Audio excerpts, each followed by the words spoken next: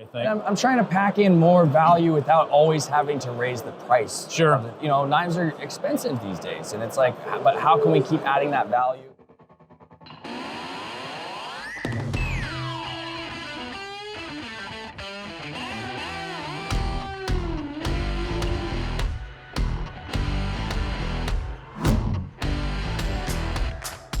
Hey guys, I'm sitting here today with Tim Reeve from Reeve Knives.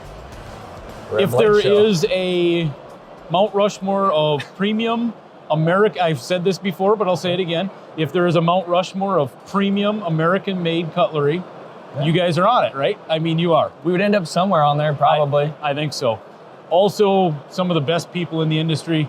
I think you and your mom are some of the first people I always look to go and visit with. You guys are super nice. Thank God for my mom. Yeah, absolutely. She covers up for you. Yeah, she does. She does a lot. Not only run a world-class company, but super nice people. I've been out to your facility. Yeah. Got to get back there. Yeah, got to get you over hunting by us one of these days. I know. You and your wife. Yeah.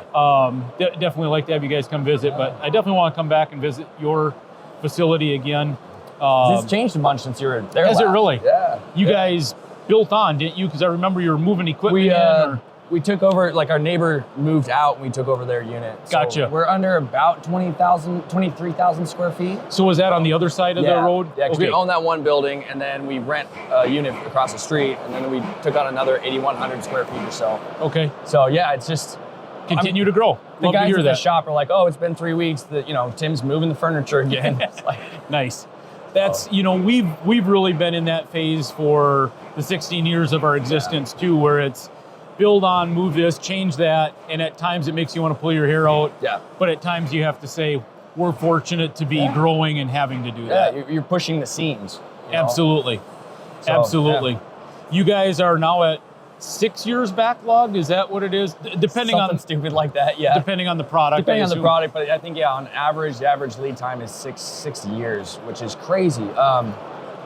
SHOT Show 2022, we were quoting 2 years, and that was the most outrageous lead time we'd ever had. And fully within a year, we're out to 6. And look, we're only putting more knives out every month. We're setting record months of getting knives out. Right. So that's something I get as a retailer is, how come they're not sending you as many knives? And my answer is, they're sending us more knives than they ever have. Yeah. They are only on the site for a couple of minutes and they're gone, unfortunately. Which is wild. I mean, for the first time in the history of our company, we've had plain Sebenzas selling out in seconds or minutes. It's like, so what? That seems to be the plain knives are the fastest sellers right now. And Umnumzans, I don't know what the deal is. I don't know It's either. the craziest thing. Somebody asked me. You could literally send me 5,000 of them, I think, and they would be gone in a day. We brought a whole pile of them. It was the single category we went heavier on at the show today, this weekend. And the first half an hour, that was the only question. Was Umnumzan, Yes. and they all went. It's like, Yep. geez whiz. Yep. And I get constantly hit up via messenger, email, calls, whatever. When are you getting more Umnumzans? I don't know. People always think like guys like you and I are on the phone like on a daily basis, and you're like, well, hey Jason, next Tuesday, just so you know, I got 16 Umnumzans coming your way. No, the point is to make a system that self-perpetuates. Right. Right. Believe it or not, we have better things to do than have that dialogue. I'd love to have that kind of cadence, but we're both too busy. Oh, we probably talk about other stuff anyway. That's exactly right. It would devolve into hunting or guns or whatever. Like it always does. Oh yeah. But one of the things that I'm getting asked about a lot, you have 2 new fixed blades. Yep. Those are now going into production. Yep. We're finally just now getting them out the door. We had best laid plans, right? We debuted them last year. So there's 2. One's called the Backpacker, one's called the Inyoni, kind of backpacking, hunting, skinning knives. Point was to make a very lightweight, still robust, super sharp knife for taking big game. Magna cut and a tremendous price point too, if you ask me. Trying to make something that's affordable. Yeah. I was shocked at the price that they came out at. I probably shouldn't be saying this on the video because it's just going to add more to the backlog of people looking for them. But tremendous price point, Magna cut, Reeve precision, in-house Kydex. Yeah, that's another thing. We bit off a little more than we can chew there, but we're swallowing it. We're constantly reinventing how we're making our Kydex, but we said, look, it's time to do it ourselves. I remember exactly 1 year ago, me standing down at your booth and you saying, yeah, we're making the Kydex in-house. I'm like, they're gonna have time to do that. Yeah. And it's funny because like a lot of my guys don't know how to work with the material that has so much fluctuation. They're used to steel, they're used to titanium, they can measure it and work to 1,000. Right. There's variants in thermal molding that we're not used to. So it's been kind of like trying to get them to like change their brains a little bit. It's like, hey, this is a little bit different. Sure, I've been told that with Kydex that based on even environmental factors, it can form differently from day to day. Yeah, you heat it up and then cool it, and I'm not sure if the barometric pressure has an effect, but it probably does. Yeah. Sometimes they come out curled, and sometimes they're dead flat. Sometimes they get smooth, and so it's been interesting learning all that. But we're really hoping to be able to bring in a whole bunch of other Kydex products in the line, for other knives, like stuff, belt sheaths for the Sebenzas or the folders. Nice. I wanted to redo like the big military knives, all that kind of stuff. So it's the start of something new. Cool.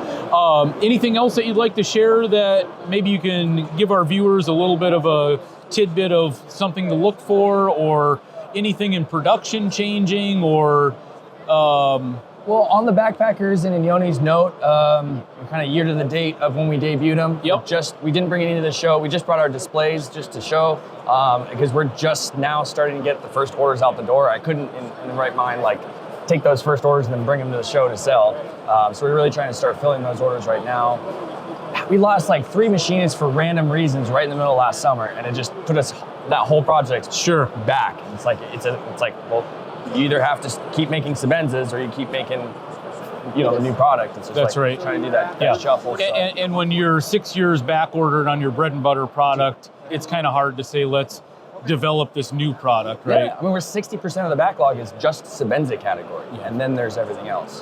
One of the things when I was out visiting you guys that really impressed me was we had talked, and you were I remember you were picking my brain a little bit at that time as to where the state of the industry was and how strong and robust it was and how I felt it was and how long things, because even then you were backed up probably a year, which has always made ordering for guys like me hard because I'm forecasting out 1, 2, 3, 4, now 6 years. I do not relish your side of that. Well, I've earned all these gray hairs for sure.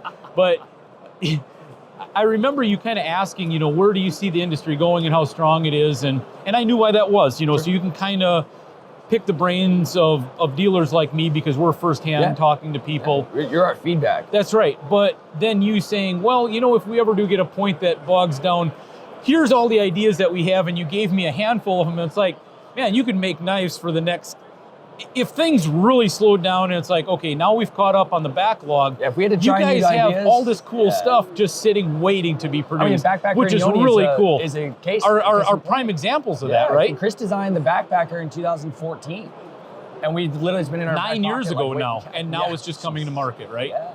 So, and I remember you guys having all of those projects and all those ideas. So it's really cool, that you've got the bread and butter, the workhorse products, but you've also got a bunch of cool things in the pipeline, just waiting on production. We're fortunate. World-class manufacturing facility, as organized and clean and precise as anywhere I've ever been. It looks better now. Even better. It looks way better now. Well, you paint the walls white, it always looks better. Well, that's true.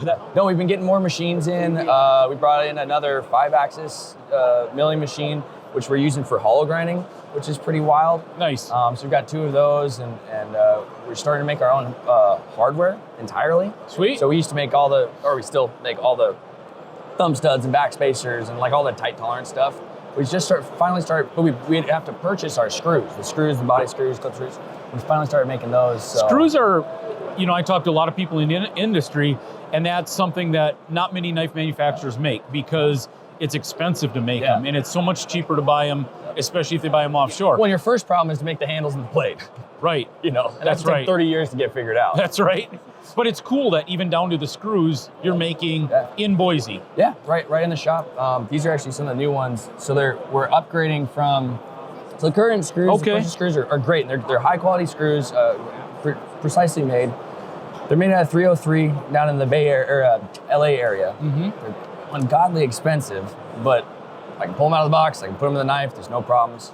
But finally, we're at a place where we've spent a lot of money buying hardware. Very cool. So we're upgrading to pre-hardened 17.4. So we're actually turning the part. The round bar is hardened already.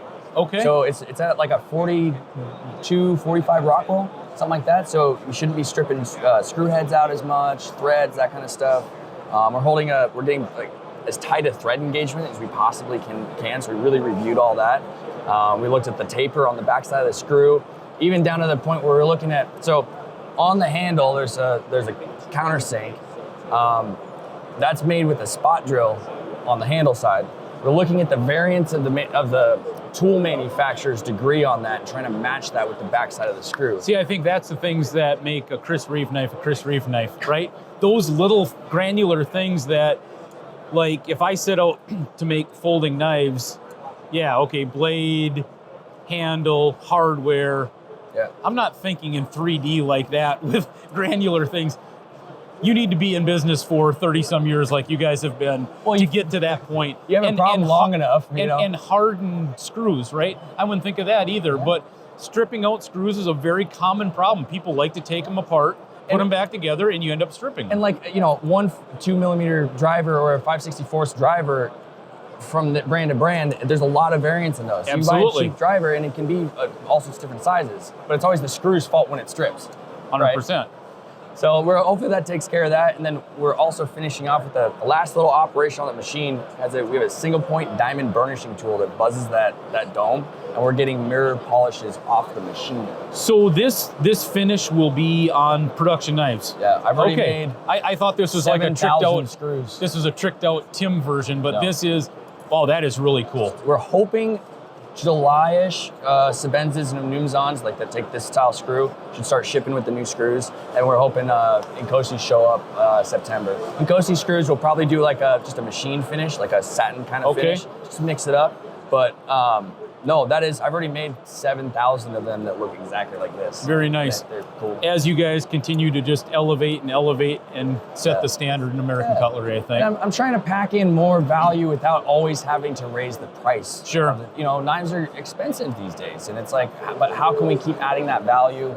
I could actually do this, make a better screw at a tighter tolerance with a better finish, better material, and I can actually do it for a fraction of the old price. What I was buying. That's impressive. You never win like that.